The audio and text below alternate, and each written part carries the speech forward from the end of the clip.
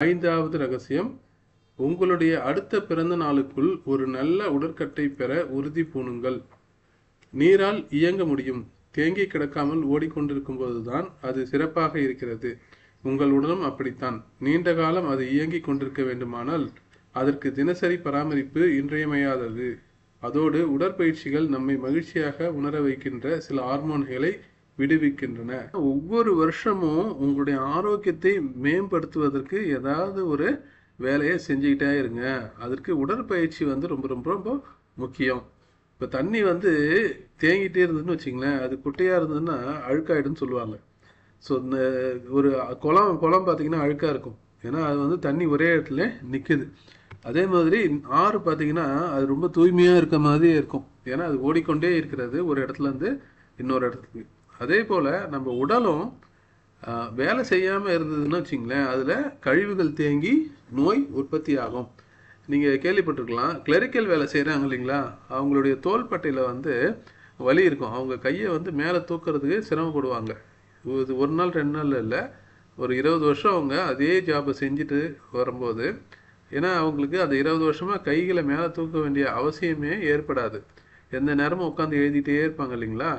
அதனால் அவங்களுடைய தோள்பட்டையில் இயக்கம் இல்லாததுனால அங்கே கழிவுகள் சேர்ந்து கொண்டே இருந்து அந்த நோயை உற்பத்தி பண்ணுகிறது. எனவே உடலில் எந்தெந்த பகுதிகளில் நம்ம இயக்கிறோமோ அந்தந்த பகுதிகளில் ரத்த ஓட்டம் அதிகமாக இருக்கும். இதுதான் உடற்பயிற்சியோட அடிப்படை தத்துவமே. இதுதான் வேதாத்ரி மகரிஷி அவர்கள் உலகத்திலேயே சிறந்த உடற்பயிற்சி நீச்சல் பயிற்சி அப்படின்னு சொல்லியிருக்காங்க. ஏன்னா நீச்சல் பயிற்சி பார்த்தீங்கன்னா உடம்புல எல்லா பகுதிகளுக்கும் ரத்த ஓட்டம் இயல்பாகவே அதிகமாக செல்லும்.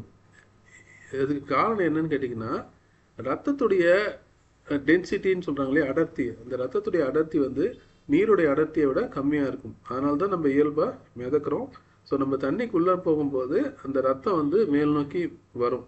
அப்படி வரும்போது பார்த்தீங்கன்னா உடம்புல எல்லா பகுதிகளுக்கும் அது ரத்தம் பாயும். நீங்கள் நீச்சலில் நிறைய ஸ்போர்ட்ஸ் பர்சன் மாதிரி வேகமாக நீச்சல் போடணும்னு கூட அவசியம் இல்லை.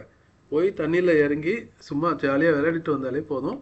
உடம்புல நிறைய பகுதிகளில் எல்லா பகுதிகள்லையும் ரத்த ஓட்டம் அதிகரிக்கும். எனவே உடற்பயிற்சி செஞ்சால் ஏன் ரத்த ஓட்டம் அதிகமாகணும் அப்படின்னு கேட்டிங்கன்னா, ரத்தம் எல்லா செல்களுக்கும் போகும்போது எல்லா செல்களில் இருக்கக்கூடிய கழிவுகளும் ரத்தத்தில் கலந்து அந்த கழிவுகள் சிறுநீர் வழியாக பிரித்தெடுக்கப்பட்டு நம்ம உடலிலிருந்து வெளியே போகிறது. இதை நம்ம தொடர்ந்து செஞ்சுட்டே வரும்போது, ஏதாவது ஒரு உடற்பயிற்சியை தொடர்ந்து நம்ம செஞ்சுக்கிட்டே வரும்போது தொடர்ந்து உடலில் கழிவுகள் எல்லாம் வெளியேறுகிறது.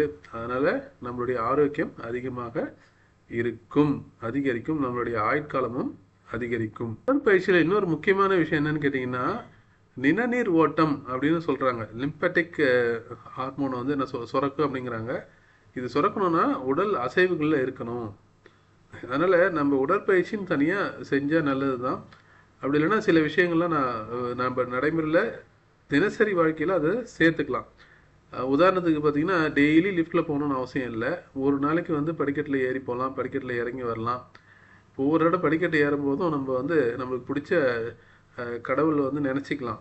அதாவது முருகா, உன்னை மலை மேலே ஏறி பார்க்க முடியல அப்படின்றதுனால வீட்டில் படிக்கட்டில் ஏறுறோம் அப்படின்னு நம்ம நினச்சிக்கலாம். அதெல்லாம் மனசுக்கு ரொம்ப இதமானதாக இருக்கும். அதே மாதிரி லேப்டாப்பில் ஒர்க் பண்ணுறீங்களா, ஒரு சின்னதாக ஒரு ரைட்டிங் டெஸ்க் மாதிரி வச்சு கீழே உட்காந்து கூட அந்த ஒர்க் பண்ணலாம்.